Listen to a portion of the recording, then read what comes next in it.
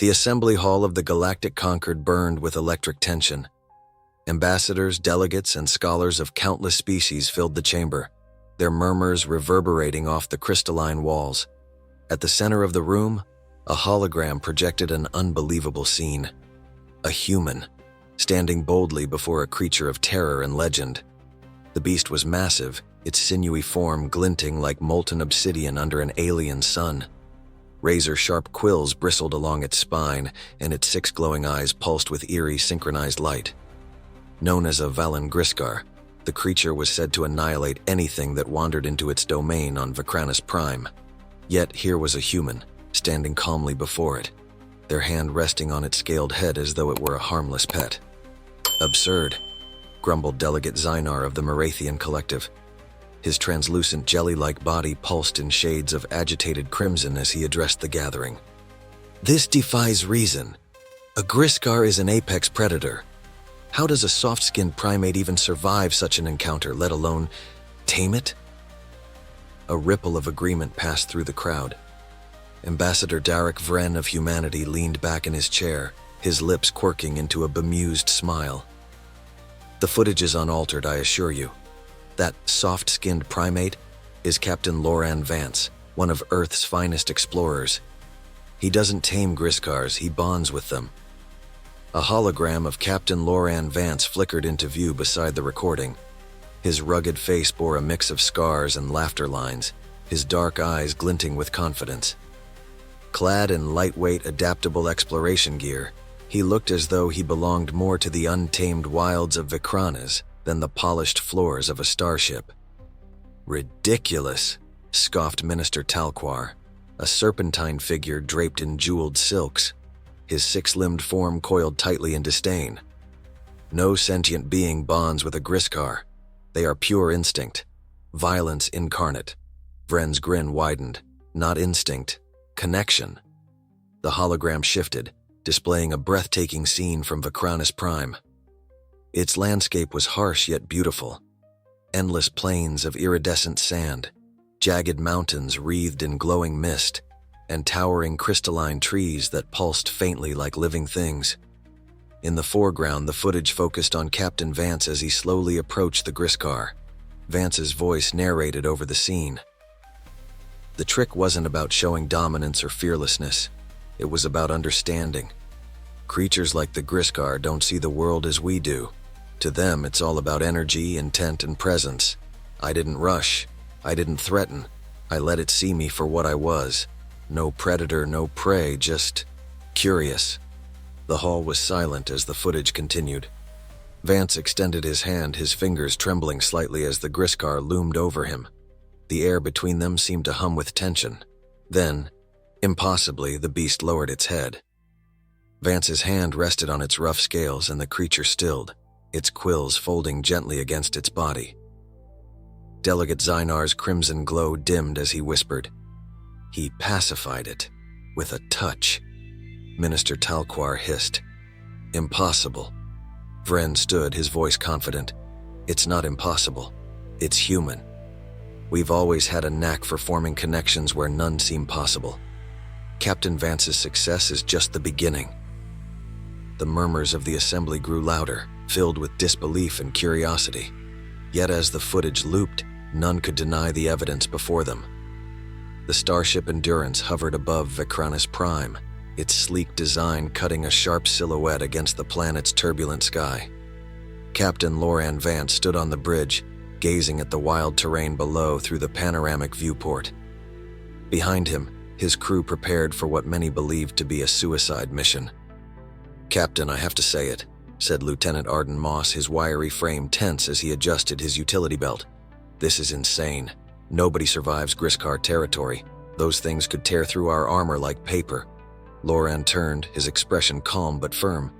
"Which is exactly why we're here, Arden. If we can understand them, if we can find a way to coexist, we could open doors to alliances that were thought impossible." Beside Arden, Dr. Alara Thane, a xenobiologist with fiery auburn hair and an even sharper wit, adjusted her scanner. "You're not just here to pet the local wildlife, are you, Captain? I hope there's more to your plan than a magic touch." Loran smirked. Empathy isn't magic, Doc, it's instinct. Creatures like the Griskar respond to energy. If we approach them with aggression, they'll return it tenfold. But if we can show them trust, well, you saw the footage. Alara raised an eyebrow. And if you're wrong, then you'll probably want to run. Fast. The Endurance descended into the atmosphere, landing in a barren stretch of Vecranis. The terrain was a breathtaking mix of harshness and beauty. Jagged cliffs that seemed to stretch endlessly, crystalline plants that shimmered in the dim sunlight, and a faint bioluminescent glow that pulsed through the land like a heartbeat. The crew stepped onto the surface, their boots crunching against the iridescent sand. The air was thick and carried an electric charge, making the hair on the back of their necks stand on end. The tension was palpable. "Scanners picking up movement," Arden said, his voice low. 3 large signatures closing fast. Loran raised a hand, signaling for silence. He closed his eyes, drawing in a deep breath. His crew watched, confused but unwilling to interrupt. When Loran opened his eyes, they burned with resolve.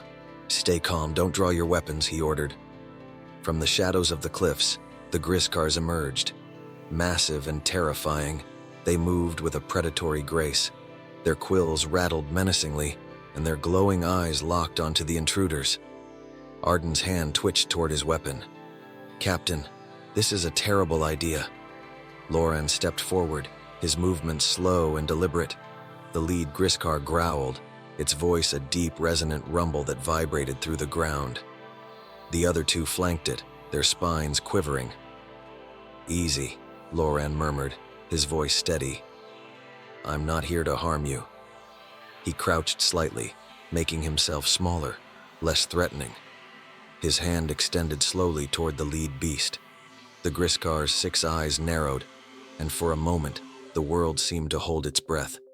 The creature's quills began to rise, sharp as blades, but Loran didn't flinch. Then, just as quickly as they had risen, the quills folded back.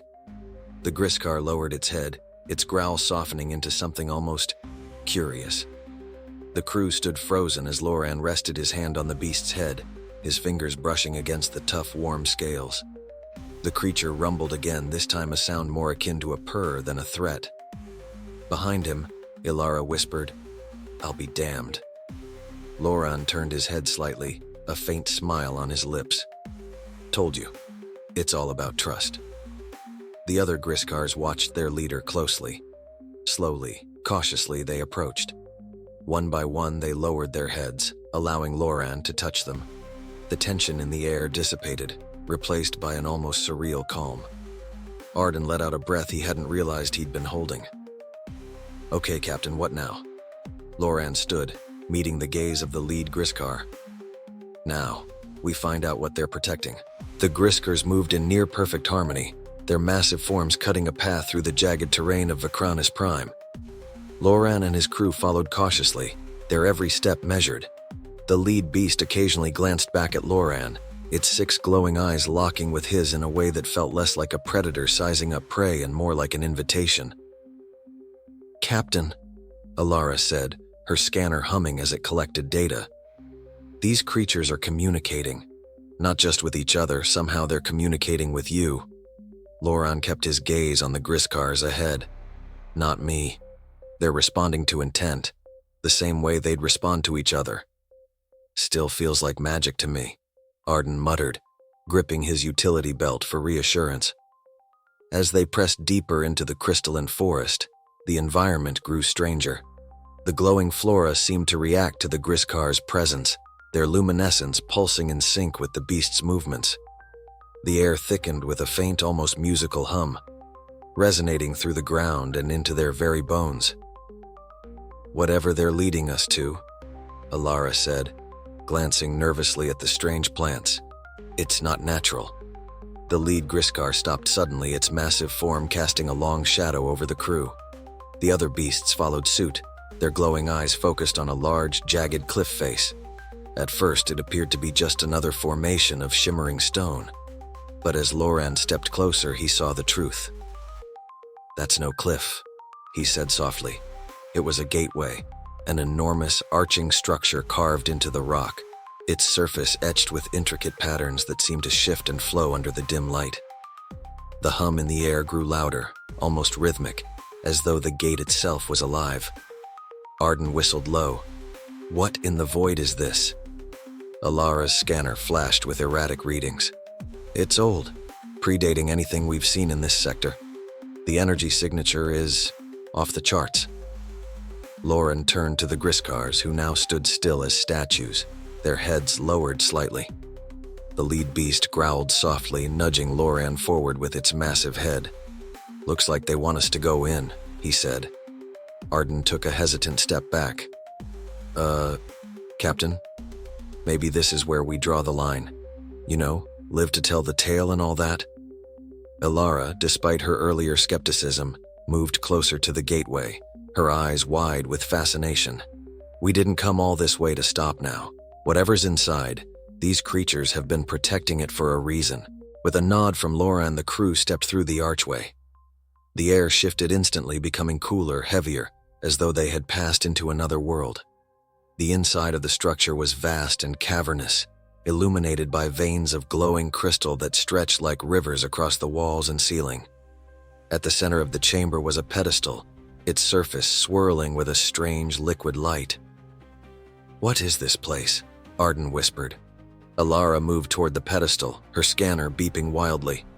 "This energy, it's like nothing I've ever seen. It's alive, almost sentient." The Griskars entered behind them, their movements slow and reverent. The lead beast let out a deep, resonant growl, nudging Loran toward the pedestal. He hesitated, then stepped closer, his hand hovering above the swirling light. As his fingers made contact, a shockwave of energy rippled through the chamber, sending the crew stumbling backward. The light expanded, enveloping Loran in a cocoon of shifting colors and symbols. "Captain!" Arden shouted, rushing toward him, but Loran's voice rang out, calm and steady. "Stay back. It's showing me something." Inside the cocoon, images flooded Loran's mind. A dying star, its energy siphoned into the gateway, the Griskars standing vigil for centuries, and an ancient alien race long forgotten, their knowledge encoded into the light. They had created the Griskars as guardians designed to protect this relic, a key to unimaginable power. The light dimmed, releasing Loran as he staggered back. His breath came in ragged gasps, his eyes wide with understanding. "What happened?" Alara asked, steadying him. Loran looked at the Griskars, who stood watching him with an almost expectant gaze. "This isn't just a relic. It's a weapon and a warning." The chamber thrummed with energy as Loran steadied himself, his mind racing with the implications of what he had seen. The Griskars watched in silence, their massive forms exuding a sense of purpose. The pedestal's light had dimmed, but the room still felt alive, as though the ancient creators were observing from beyond time. "A weapon?" Alara's voice cut through the tense air. "What kind of weapon?" Loran turned to her, his expression grim. "A failsafe. The creators of this relic used it to siphon energy from stars, entire star systems, to fuel their war machines.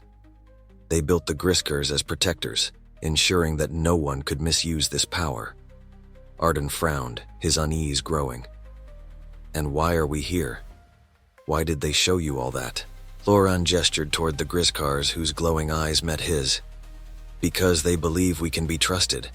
They've been waiting for someone who would understand the responsibility of what's here, someone who wouldn't exploit it." The tension in the room thickened as Arden stepped forward, his tone skeptical. "You're telling me these death machines chose us? Based on what? Your ability to rub their heads like house cats?" Loran's lips twitched in a faint smile. "It's not about taming them, Arden. It's about connection, mutual trust. These creatures weren't just protecting the relic. They were testing us." Ilara's scanner beeped again, its readings fluctuating wildly. "Whatever this thing is, it's waking up. That energy surge triggered something." The ground beneath them began to tremble, and the glowing veins along the walls pulsed brighter. The Griskars growled in unison, their quills bristling as they formed a protective ring around the crew. "Captain," Arden said, gripping his weapon tightly, "I think we've overstayed our welcome." Before Loran could respond, a deafening roar echoed through the chamber. From the shadows emerged a massive figure, larger than any Griskar they had seen. Its body was covered in jagged crystalline armor, and its eyes burned with a malevolent light. Ilara gasped. "What in the stars is that?" The lead Griskar growled deeply, stepping forward to confront the new threat. Loran's mind flashed with the images he had seen. This was the Prime Sentinel, the ultimate guardian of the relic, designed to annihilate anyone it deemed unworthy. "It's a final test," Loran said, his voice steady despite the chaos. "If we run, we fail." "And if we fight?" Arden asked, his voice tight. "We show them we're willing to protect what matters." The Prime Sentinel charged, its crystalline armor shimmering like a storm of stars. The Griskars lunged to intercept it, their teamwork precise and relentless. Loran and his crew moved into position, their actions guided by an unspoken bond with the beasts. "Ilara, can you shut the relic down?" Loran shouted over the clash of titans. She glanced at the pedestal, her fingers flying over her scanner. "I can try, but I'll need time." Loran nodded. "Arden, cover her. I'll distract that thing." As Ilara worked, Loran stepped into the path of the Prime Sentinel, raising his hands in a show of calm defiance. The massive creature paused, its burning eyes locking onto him.